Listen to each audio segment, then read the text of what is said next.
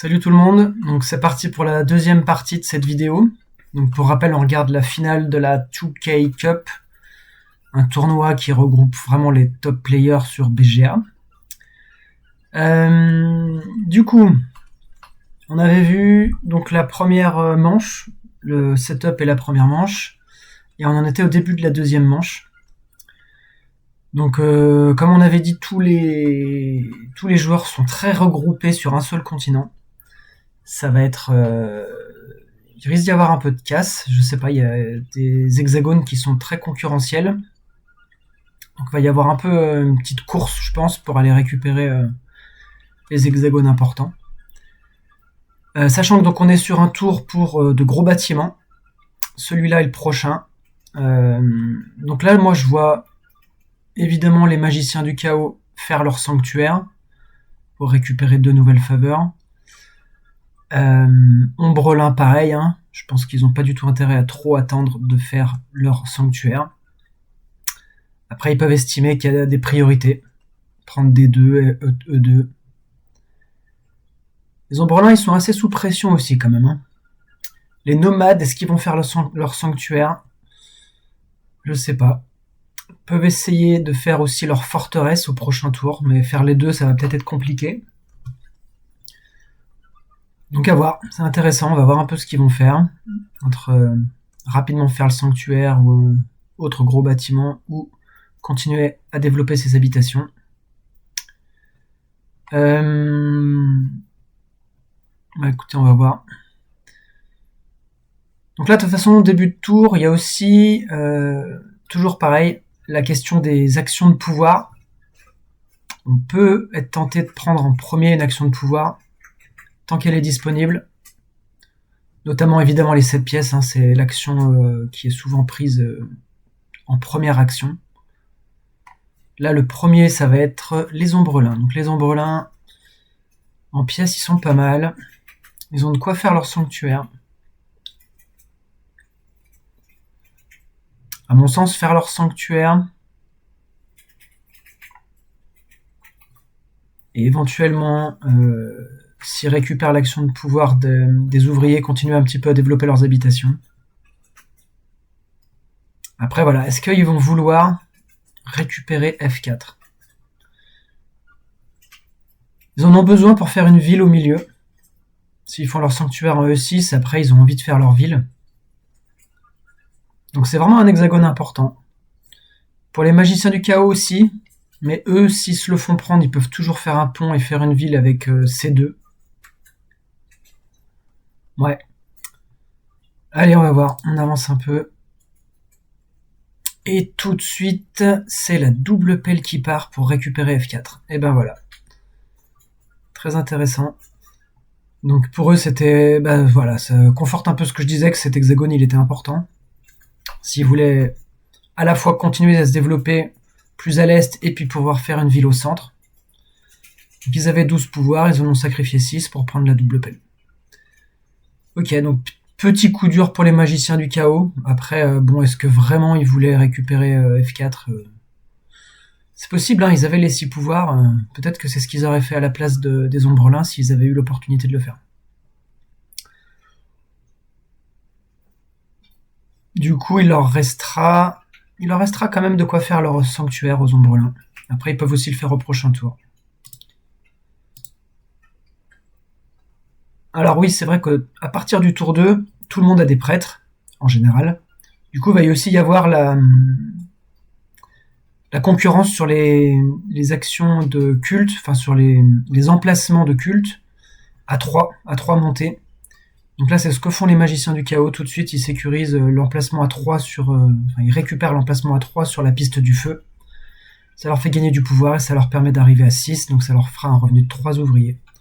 Donc ça, c'est très très bien. En plus, ils ont vraiment besoin de ce bonus, étant donné qu'ils sont partis avec une seule habitation.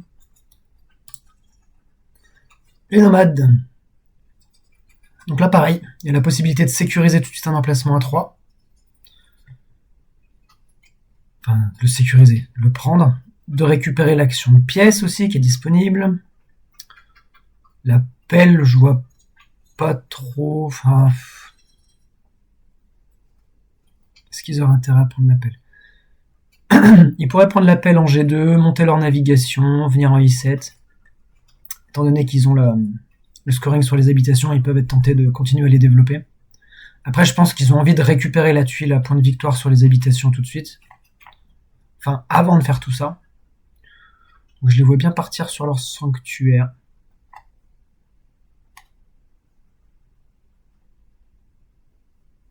Après, du coup, est-ce qu'ils prendraient pas les pièces, là? C'est pas mal, les pièces. Moi, je prendrais les pièces. Et c'est ce qu'ils font. Ils prennent les pièces. Allez, emplacement A3 sur la piste de l'air pour les sirènes. On revient aux ombrelins. Donc là, c'est intéressant. Est-ce qu'ils vont convertir un prêtre pour pouvoir faire leur sanctuaire maintenant? C'est ce qu'ils font. C'est ce qu'ils font. C'est un peu logique. Donc ils vont récupérer la tuile à point de victoire sur les habitations. Voilà. Celle-ci.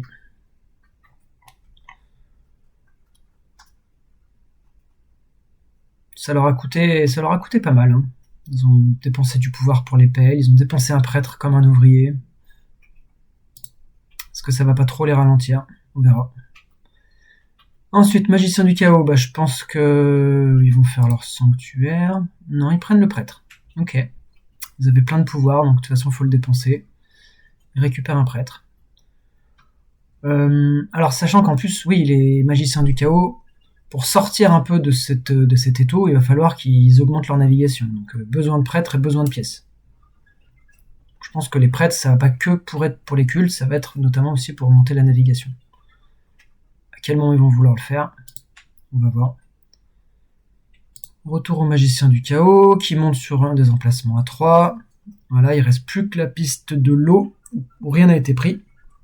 C'est un peu logique parce qu'il n'y a aucun bonus de culte sur cette piste dans les tuiles de manche. Donc forcément, c'est moins...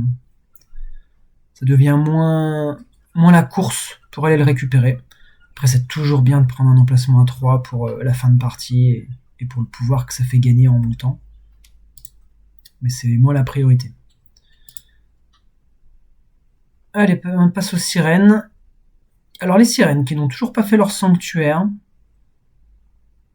est-ce que ça veut dire qu'elles veulent partir sur leur forteresse? Je serais quand même assez étonné. Très étonné même. Je les vois pas faire ça. Enfin, moi je ferais jamais ça. Mais bon, à voir. Ouais. Peut-être plutôt pour faire un deuxième temple. Un deuxième temple plutôt qu'un sanctuaire. On va voir. Et les ombrelins qui passent déjà, hein, ils ont fait 2 actions. Mais ça leur a coûté très cher, donc ils ont plus grand chose à faire. Alors ce qui est bien, c'est qu'ils vont pouvoir récupérer un prêtre, à mon avis. Non, pas du tout. Ils récupèrent un ouvrier et 3 pouvoirs. Ouais, ok. Donc là, le pouvoir, ils ont estimé que c'était plus important. Ok. Oui, après, il y avait une pièce dessus, de toute façon. Donc au niveau pièce, c'était pareil, et ouais. Ok. Après, à ce niveau-là, ça commence à être bien d'emmagasiner des prêtres pour ce tour 4, où ils vont vouloir essayer de creuser au maximum. Le sanctuaire qui part pour les magiciens du chaos, donc on va voir les 2 tuiles qui récupèrent. A priori, ils vont sécuriser la tuile à point de victoire. Et la deuxième, est-ce qu'ils récupèrent l'autre tuile à point de victoire? Non, ils prennent le pouvoir. Et la tuile à 4 pouvoirs, voilà.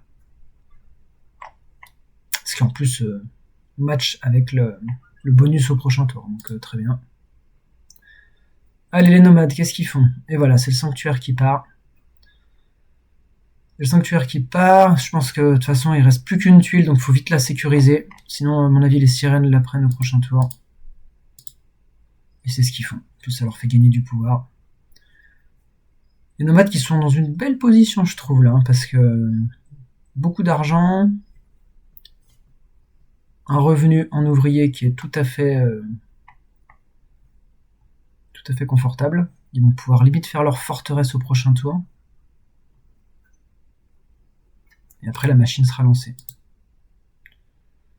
Allez, le dernier emplacement à 3 qui était inoccupé est pris par les sirènes. Magiciens du chaos qui n'ont plus rien à faire qui passent. Enfin, qui n'ont plus rien à faire.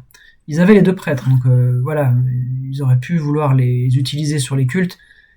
S'ils les gardent là, c'est qu'à mon avis, ils veulent tout de suite récupérer les 6 thunes.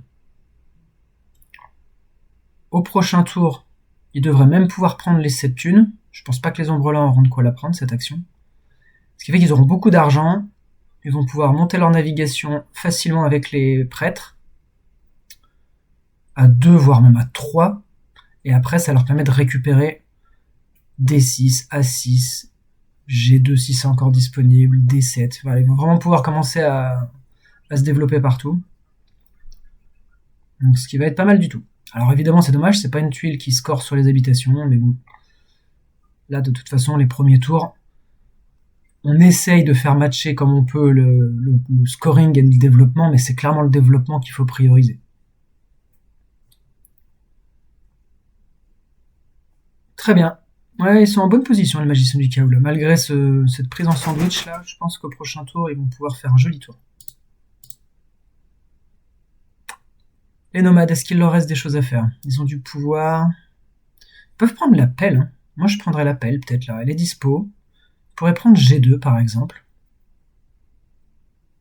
Ou E2 s'ils considèrent que c'est plus tendu sur cet hexagone. Les Ombrelins ils peuvent assez vite venir le récupérer. Après, à moins qu'ils décident de passer pour récupérer une tuile intéressante. Notamment, celle-là, elle est super bien.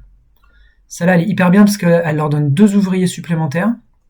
Si jamais ils font leur forteresse au prochain tour, ils auront tout pile de quoi la faire, mais ils n'auront pas d'ouvriers pour utiliser la forteresse. Donc là, ça leur donnerait les ouvriers nécessaires. Et ça leur ferait 8 points de victoire dans l'optique où ils font la forteresse au prochain tour. Donc elle est vraiment très bien. Est-ce que ça vaut le coup de prendre une pelle et de temporiser un tour au risque de se faire voler cette tuile? Alors on voit que les sirènes n'ont toujours pas fait leur pelle. Vu qu'elles n'ont toujours pas fait leur pelle, elles vont pas passer. Donc du coup, ça peut valoir le coup de prendre la pelle. On va voir ce qu'il préfère. Et ben c'est ce qu'il fait. Il prend la pelle et il sécurise E2. Donc voilà, c'est un peu le terrain que j'avais dit qui pouvait être concurrentiel avec les Ombrelins. C'est pareil, coup dur un petit peu pour les Ombrelins, qui avaient une ville facile en 2 pelles ici. Bah, du coup, il faudra qu'ils passent par D1, ça va leur coûter une pelle de plus. Sans compter que les nomades peuvent leur piquer même E1. S'ils font leur forteresse, après les nomades deviennent très dangereux. Donc les Ombrelins, toujours un petit peu dans une position un petit peu tendue, je trouve. Bon, rien n'est joué à ce stade, de toute façon. Donc les sirènes vont utiliser leur pelle. Non, qu'est-ce qu'ils ont fait, les sirènes? Ah oui, ils ont avancé sur la piste du culte, du feu. Et les nomades qui passent et qui là vont pouvoir récupérer la tuile. Tiens, dis donc, je suis en train de réaliser, les magiciens du chaos, j'ai pas fait attention, ils n'ont pas pris les 6 pièces. Ils ont pris ce qui va scorer sur la navigation. Donc ils considèrent qu'ils auront assez de pièces. Ils vont avoir 8 pièces plus les 7 ici. Ils vont avoir assez de ces 15 pièces pour faire leur montée en navigation et se développer. Et du coup marquer 6 ou 9 points. Donc ça laisse les pièces disponibles. Après pour moi les nomades là... Alors les pièces peuvent être tentantes parce qu'ils vont dépenser beaucoup d'argent s'ils font leur forteresse. Mais enfin pour moi ouais, je prendrais les points de victoire et les ouvriers. Là. Ouais, voilà. Ils me font pas mentir cette fois-là. L'appel des sirènes qui part, et ils vont passer... Alors non, ils font leur 2e temple, voilà. Donc là, c'était bien pour faire un 2e temple. Je suis étonné qu'ils aient pas fait leur sanctuaire. À la fois, ça leur aurait permis de récupérer la tuile à point de victoire, parce que du coup, elle est plus disponible. Et à la fois, ils auraient marqué 5 points. Là, je suis très étonné de ce plan de jeu. Et du coup... Ils vont prendre l'autre tuile à point de victoire, j'imagine. Celle qui score sur les comptoirs. À moins qu'ils décident de prendre une tuile à revenu, on va voir. Non, c'est ce qu'ils font. Donc ils prennent la... Donc ça, c'est un peu le jeu. Quand on n'a plus... Début de partie, quand on veut prendre la tuile à point de victoire sur les habitations et qu'il n'y en a plus de disponible, bah, le choix par défaut, c'est souvent de prendre celle sur les comptoirs. C'est les 2 tuiles, de toute façon, où la concurrence est très forte. Après, voilà. On peut pas toujours avoir les 2. Parfois on en a même aucune, mais c'est pas game over pour autant. Après, clairement, dans cette situation, je trouve de pas avoir la tuile qui score sur les habitations, c'est quand même un coup dur. Il n'y a aucune tuile de manche où ils vont pouvoir scorer dessus. Sachant que les sirènes, c'est une faction qui est compétitive sur le réseau, qui peut beaucoup se déployer. Donc c'est dommage. Donc ouais, à l'issue de ce tour, pour l'instant, petit bonus, petit avantage aux nomades et aux magiciens du chaos peut-être. Allez, nouveau tour. Je pense que je vais regarder ce tour et puis j'arrêterai la vidéo puis je terminerai dans une dernière partie. Ça fait des vidéos pas trop longues. Donc début du tour, du troisième tour. Donc là, bonus à la fin sur la piste de l'air. Magicien du chaos et sirène qui sont positionnés dessus. Donc c'est aux ombrelins. Ombrelins, qu'est-ce qu'ils vont faire ce tour? Alors ils vont jamais faire leur forteresse, hein. Ça score sur les gros bâtiments, mais la forteresse des ombrelins on oublie. C'est vraiment une forteresse de dernier tour, quand tout s'est bien passé, que ça score, on peut la faire, mais sinon elle a pas un grand intérêt. Enfin je trouve. Après, donc là qu'est-ce qu'ils vont faire? Ils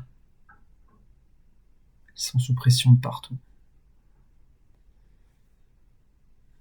Ils n'ont pas beaucoup de sous. Ils peuvent récupérer D2 facilement.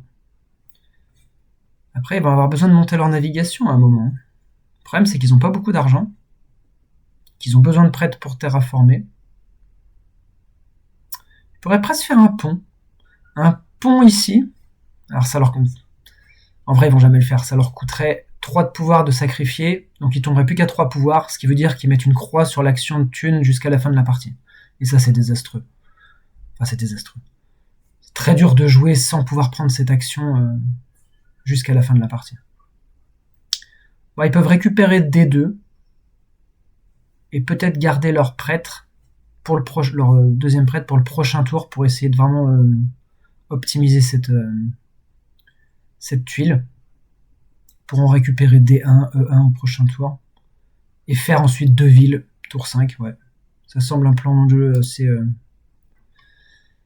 Alors, décide de faire un comptoir. Donc là, a priori, c'est qu'il va partir sur un temple.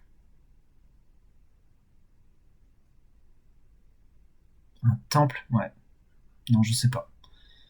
Un temple alors qu'ils ont déjà pas beaucoup de sous. Compliqué pour les ombrelins, là. Magiciens du chaos qui prennent la thune, hein, comme prévu. Ils vont faire leur montée en navigation. Je pense qu'il va pas y avoir trop de surprises de ce côté-là. Les nomades, je pense qu'ils vont faire leur forteresse. Il semblerait que ce soit le cas, on va voir.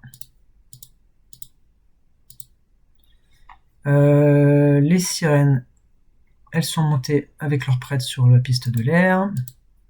Et les ombrelins qui passent. Ok.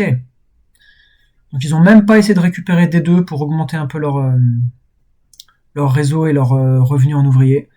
Ils passent pour vraiment avoir le maximum de prêtres au prochain tour. Et ils passent en plus sur la tuile qui score sur les habitations. Donc ils devraient faire un assez beau tour au prochain tour.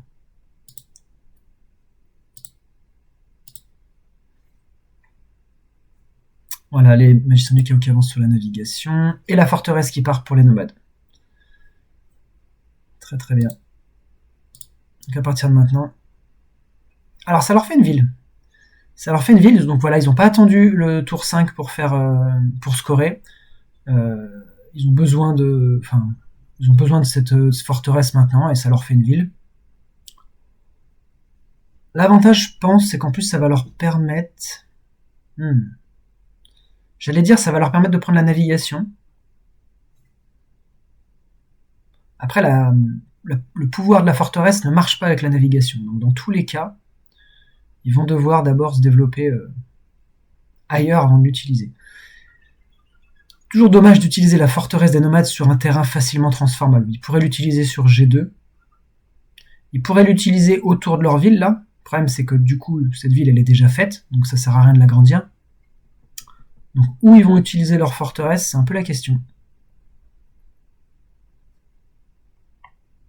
Du coup, est-ce qu'ils ont vraiment besoin de la navigation? Je suis pas sûr. Ils ont peut-être plus besoin de la thune, ils ont pas énormément de thunes. Bon, le choix, par défaut, souvent quand on est le premier à faire une ville dans les premiers tours, c'est souvent justement la tuile qui donne son nom à ce tournoi d'ailleurs. La tuile à 2 clés.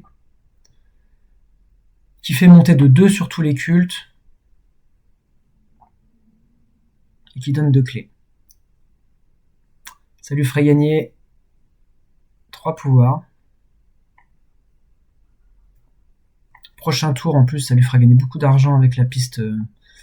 C'est pas mal, hein, parce que du coup, ça lui fait monter, ça lui donne un peu ce qu'il faut pour atteindre le 8 sur la piste de terre, qui lui fera beaucoup d'argent et 2 pelles ensuite. Après, peut-être que celle qui monte à 1 sur tous les cultes suffit. Moi, je pense que ça se joue entre ces deux-là. Sauf s'il se dit que la navigation est plus importante. Allez, on va voir. Et non, du coup, c'est bien la tuile à 2 montées sur tous les cultes qui est prise. Ça lui a fait gagner du pouvoir. Très bien. Les nomades qui sont en bonne position là. Les sirènes qui continuent à monter sur les cultes aussi. Bon, les ombrelins, comme prévu, c'est désastreux sur les cultes, mais c'est un petit peu normal. Alors, les magiciens du chaos, qu'est-ce qu'ils... Ouais, bah, ils vont continuer à monter leur navigation, voilà. Et maintenant, aux nomades, qui doivent utiliser leur forteresse.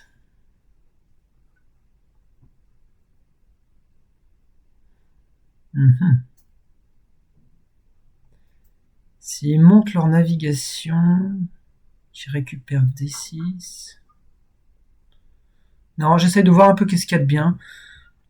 Tant pis, je pense qu'ils vont utiliser leur forteresse sur G2. Prochain tour, ils montent la navigation et viennent en I7. Et avec leur forteresse, ils récupèrent I6 et ils peuvent faire une ville. C'est une possibilité. Il y a beaucoup de possibilités. On va voir ce qu'ils font. Ils ont encore un prêtre aussi qui peuvent décider d'envoyer sur la piste de l'air. Il ne reste plus qu'une place. Ça leur permet d'assurer la deuxième... Enfin, de conforter un peu la deuxième place sur ce culte et de gagner un ouvrier. C'est pas mal. Et du coup, c'est la forteresse qui part sur G2.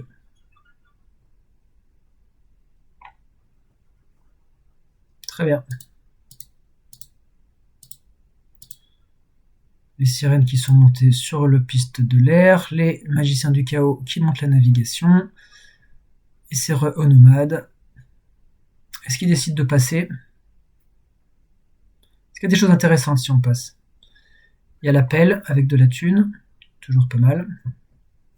Il n'y a pas de tuile à point de victoire. À partir du milieu de partie, fin de partie, on commence à vraiment regarder les tuiles qui donnent des points de victoire. Parfois, ça vaut le coup de passer un peu tôt pour en récupérer une avantageuse. Ou parfois, au contraire, tout faire pour passer le plus tard possible pour empêcher quelqu'un d'en prendre une. Bon, il reste toujours cet emplacement. Moi, j'aime assez bien. J'aurais peut-être pris cet emplacement-là. Sur la piste de l'air. Et non, il décide de monter la navigation. Ah, il va récupérer I7 tout de suite, ça veut dire. Donc ça veut dire quand même qu'il essaye de temporiser pour récupérer une tuile. Peut-être les 6 thunes ou la tuile sur la navigation, je sais pas. Là, à mon avis, il va convertir ses 2 pouvoirs en 2 pièces pour pouvoir construire en I7. Hein. Sinon, je vois pas trop d'intérêt pourquoi il aurait fait ça.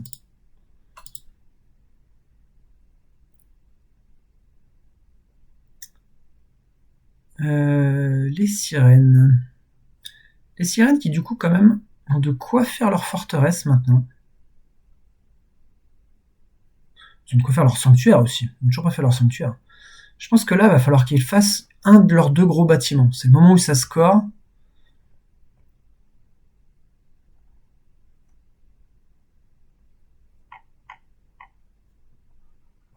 Bon, a priori, elle a l'air de pas... Enfin, les sirènes ont l'air de partir sur leur forteresse. Je sais pas.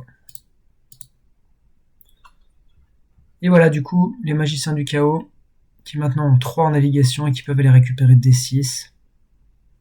Alors c'est un terrain, c'est bien de le prendre assez vite parce que les nomades pouvaient le récupérer. Donc tout de suite c'est sécurisé. Voilà, les nomades qui viennent en I7, c'était prévu. Ouais. Les sirènes qui passent. Donc les sirènes, elles ont très envie de récupérer cette tuile hein, qui score sur la navigation. Alors là, à ce stade, elles n'ont pas encore beaucoup monté leur navigation, mais sur les derniers tours, elles vont tout faire pour la récupérer, et les autres joueurs vont tout faire pour pas qu'elles les récupèrent. Là, l'appel c'est bien. Surtout que ça fait 2 points même au prochain tour. Non? Ouais, l'appel. L'appel, des pièces, des points. Pas mal. Magicien du chaos, est-ce qu'il leur reste des choses à faire? Oui, bah de toute façon là ils vont pouvoir aller en D7, 12. Alors ils ont plus beaucoup de pièces. Donc ce qu'ils font des conversions. Voilà. Un point de pouvoir pour une pièce pour venir en A6.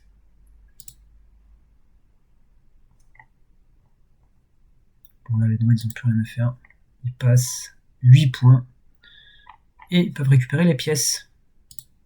Voilà. Ce qui fait qu'au prochain tour, 7 ouvriers, 9 pièces. Un revenu bien équilibré. Les magiciens du chaos qui profitent de leur navigation, qui continuent à se développer. Donc vous voyez là, du coup, ils utilisent de la conversion à foison. Ouais, là, il a carrément converti 2 ouvriers en 2 pièces. Les magiciens du chaos, ils n'hésitent pas à convertir du pouvoir et des ouvriers, même surtout des ouvriers, en pièces pour vraiment popper le plus possible. Récupérer tous les hexagones qu'ils peuvent pour, voilà, là ils débloquent leur revenu en ouvrier.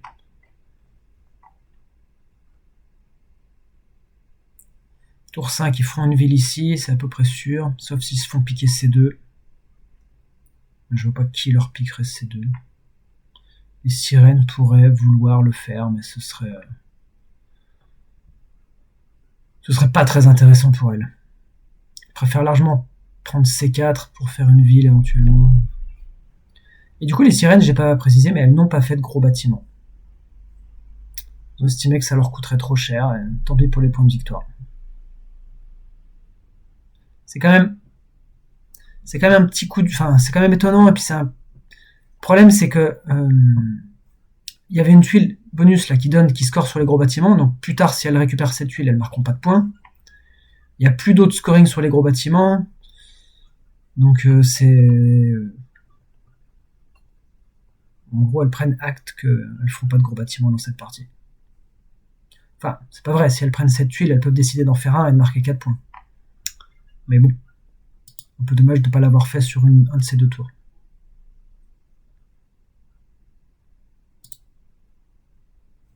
Le pont qui part.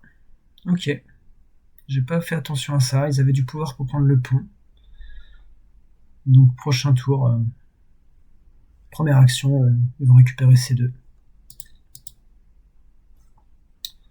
Allez, il passe, marque 9 points. Donc là, au niveau du scoring, 70 points, là où les ombrelins sont encore qu'à 25 points, les sirènes à 22. Il y a un gros gap qui se crée là entre magicien du chaos nomade et derrière sirène et ombrelin. Je sais pas s'il y a un retard pareil. Alors c'est normal d'avoir du retard en début de partie, il y a les enchères qui ont fait, et puis du coup, les ombrelins vont vraiment remonter là un petit peu. Mais je suis pas convaincu du tout que ça va suffire. Parce que les magiciens du chaos et les nomades sont dans une belle position.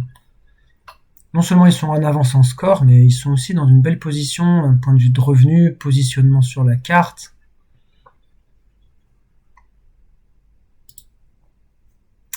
Magicien du chaos qui récupère en plus une tuile, une super tuile.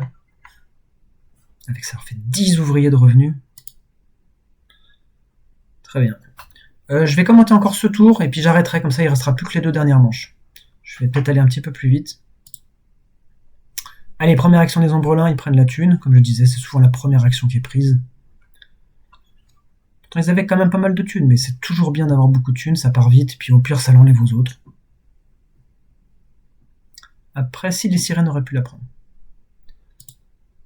Les sirènes qui ont une belle économie aussi, là, hein, du coup. En points, c'était vraiment pas du tout raccord avec les tuiles. Enfin, pas du tout. pas de gros bâtiments. Ils n'ont pas eu de bonus aussi sur les tuiles comme ça. Les tuiles bonus. Mais par contre, en revenu, ouais, c'est assez équilibré. C'est voilà, belle économie. Qu'est-ce qu'ils vont en faire? Là, quand il y a un tour de pelle comme ça, et qu'on a une très belle économie, il peut y avoir la tentation d'améliorer son niveau de pelle. C'est pas quelque chose que la plupart des factions vont pas le faire. Les alphelins vont le faire à chaque fois, mais c'est un peu les seuls.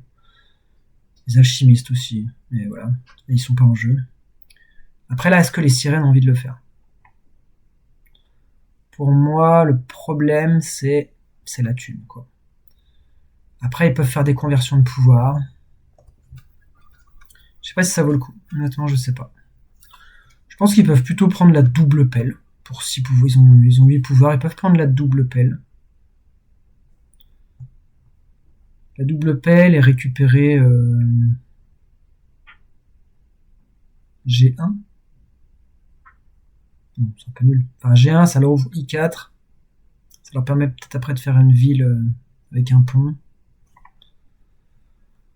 Qu'est-ce qu'ils ont d'autre à prendre sinon? C4. C4, c'est bien pour eux, parce qu'après, ça leur ouvre une ville potentielle ici. Surtout qu'il y a des voisins avec les magiciens du chaos, donc c'est pas mal. Quand on veut faire une ville quelque part sans voisins, c'est quand même compliqué. Je les vois bien prendre la double pelle. Et non, ça part sur l'amélioration des pelles. Donc c'est l'autre option que j'avais évoquée. Ça va leur coûter très cher. Mais ils ont une belle économie, donc ils partent sur ça. Ok, intéressant. Ça va leur faire des points. Ils vont pouvoir, du coup, il va leur rester 8 ouvriers pour creuser. Donc ils vont pouvoir vraiment optimiser cette tuile. Du coup, Sirène et Ombrelin, ça va être le tour où ils vont essayer de maximiser. Ok, les nomades qui avaient la navigation et qui du coup viennent en B2. Pareil, hein, coup dur pour les Ombrelins. Enfin, je pense qu'ils s'en fichent un peu maintenant que là, ça a été beaucoup occupé. Ça a été pris par les sirènes. Mais c'est une zone qui est avantageuse, le nord aussi, pour les factions noires. Et là, malheureusement, c'est un peu verrouillé, quoi. Éventuellement, ils peuvent aller en A7 avec la navigation, mais ils sont à des années-lumière de ça. Alors, j'aime pas du tout la position des Ombrelins, là. Plus ça avance, et plus je me dis que ça va être très compliqué. C'est très compliqué du fait qu'ils soient partis sur cet emplacement au détriment de ce continent. Enfin, c'est une des raisons. Mais en même temps, il n'y avait pas de voisins ici, donc je comprends tout à fait pourquoi ils y sont pas allés. Mais là où sur le papier, la faction des Ombrelins paraissait hyper forte, avec le recul... Après voilà, hein, c'est le jeu, c'est Terra Mystica, on analyse, on essaye de faire des projections, mais ça peut mal se passer, on peut pas tout prévoir, évidemment. Après bon, la partie est pas encore finie, hein, donc je vais pas me précipiter, mais... Alors, Magicien du Chaos, ils ont pas de sous par contre, c'est le problème. Ils sécurisent C2, là faut vraiment qu'ils prennent C2 tout de suite, ils ont raison. On sait jamais si les nomades veulent faire une tempête de sable ici, là, ce serait désastreux. Donc tout de suite on sécurise. Et allez, les Ombrelins qui vont commencer à creuser. Et engranger des points. Allez, je vais avancer peut-être un petit peu plus vite de toute façon. Oh, 7 pouvoirs pour 6 points de victoire. Ils vont pas accepter un truc pareil quand même, c'est beaucoup trop de points. Non. Au niveau des points du pouvoir que vous acceptez ou non, dans les premiers tours, souvent il n'y a pas trop de questions à se poser, on accepte tout. À partir du milieu de partie, fin de partie, j'ai tendance à toujours accepter les petits gains. Les gros gains, faut vraiment prendre le temps et voir si ça vous sert ou pas, mais là c'était quand même vraiment beaucoup trop de points de victoire. Donc les sirènes qui avancent encore sur les pelles. Voilà, donc il leur reste 8 ouvriers. Ils vont pouvoir terraformer à gogo. Ça va être joli.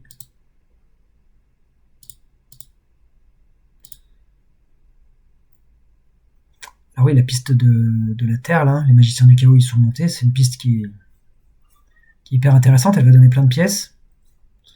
Voilà, là, ils préparent les Ombrelins qui préparent leur ville ici. Voilà, les 3 pouvoirs, ils les ont acceptés, là, les nomades. Hein, vous voyez, autant les 7 tout à l'heure, c'était trop, autant 3, ça reste une bonne opération.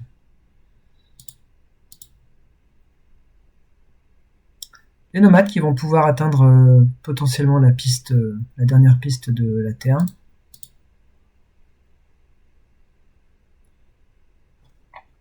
Magicien du chaos. Donc ils terraforment, ils ont beaucoup d'ouvriers, donc ils terraforment à la dure, à coup de 3 ouvriers. À ce stade du jeu, ils peuvent se le permettre. Quelque chose que je déconseille fortement dans les premiers tours. On a trop besoin des ouvriers pour autre chose que pour que ça parte en pelle. Il faut trouver d'autres moyens de faire des pelles que payer en ouvriers. À ce stade, c'est beaucoup moins vrai, on peut se permettre de le faire.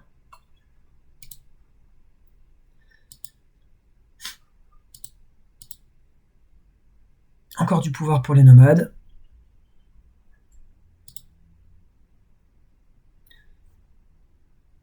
Les nomades, là, il leur reste plus grand chose à faire. Ils peuvent décider de passer, de récupérer la tuile sur la navigation. Très très bonne tuile, au prochain tour ils auront beaucoup d'argent. Ils vont potentiellement pouvoir monter à 2 en navigation, voire en 3 s'ils récupèrent un prêtre. Ah non, ils ont toujours pas fait leur tempête de sable, il faut d'abord qu'ils fassent leur tempête de sable. Et ils le font en H4. Très bien. Coup dur pour les ombrelins. C'était une de leurs voies d'accès pour atteindre cette partie de la carte. Ils avaient une terraformation facile ici. Donc là aussi, les nomades qui verrouillent. Donc là, c'est le choix entre ici et H4. Clairement, il était pour encore embêter les ombrelins. Alors après, les nomades auraient pu vouloir aller en I6 pour laisser l'opportunité aux ombrelins de venir et que ça leur fasse un voisin. Moi, j'aurais un petit peu considéré cette option parce que après, s'ils décident de faire un pont pour faire une ville, en vrai, ils n'ont pas tant besoin de voisins que ça puisqu'ils en ont déjà ici. Donc ils vont pouvoir améliorer les habitations ici. Donc bon, je pense que ça a été le raisonnement des nomades. Magicien du chaos qui du coup passe 4 points et ils vont pouvoir se précipiter sur la tuile qui vont leur faire 9 points supplémentaires. C'est royal pour les magiciens du chaos. De toute façon, et les ombrelins qui passent, oh là là. Bon, ils sont remontés un peu au score quand même, hein. C'était un beau tour. Mais ils ont quand même un certain retard encore. Après là, ils vont pouvoir faire 2 villes. Ça va re-être un beau tour pour les ombrelins. Pas que je les enterre trop vite quand même. Ça reste des ombrelins. Là, ils vont pouvoir prendre la tuile qui score sur les gros bâtiments. Est-ce que ça va leur donner envie de faire leur forteresse? On verra. Je pense pas, mais pourquoi pas. Ça leur permettrait de faire une ville, là. Voilà, donc c'est ce qu'ils font. Hop. Les sirènes qui terraforment. Ouais, donc là, pareil, les sirènes qui préparent une ville à cet endroit-là. Les nomades qui prennent le pont. Alors c'est vrai que les ponts, c'est bien de pas trop attendre quand on veut faire un pont. Il peut y avoir de la concurrence. Bon, là, honnêtement, je vois pas trop. Les sirènes n'ont jamais besoin de pont. Les ombrelins, leurs villes sont déjà prêtes à être exécutées, donc ils n'auront pas besoin de pont. Il n'y a pas le feu au lac pour faire le pont, mais bon. Il n'y a pas le feu au lac, et surtout que cette tuile est disponible. Donc peut-être qu'à la place, ce que j'aurais pas voulu prendre cette tuile tant qu'elle est disponible. Sachant que les sirènes, là, elles ont plus grand chose à faire, elles peuvent décider de passer et de prendre cette tuile.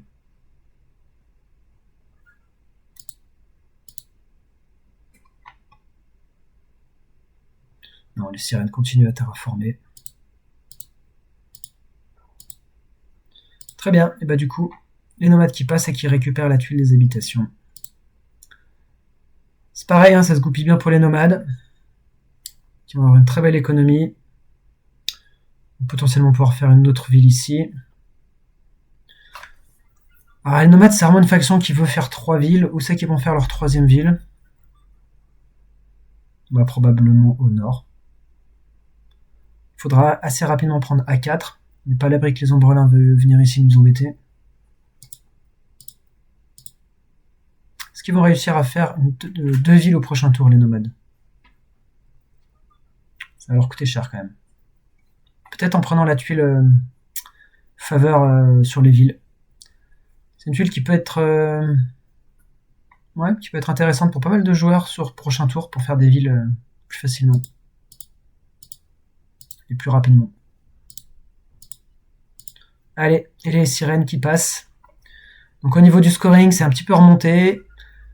Magicien du chaos qui reste quand même assez nettement devant. Hein.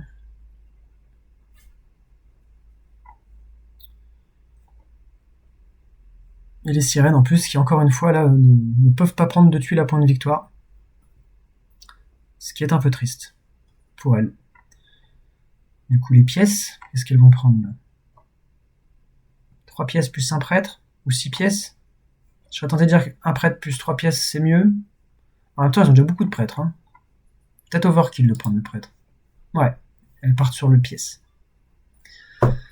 Très bien, allez, je vais arrêter la vidéo là et on regardera la fin de partie dans une troisième vidéo.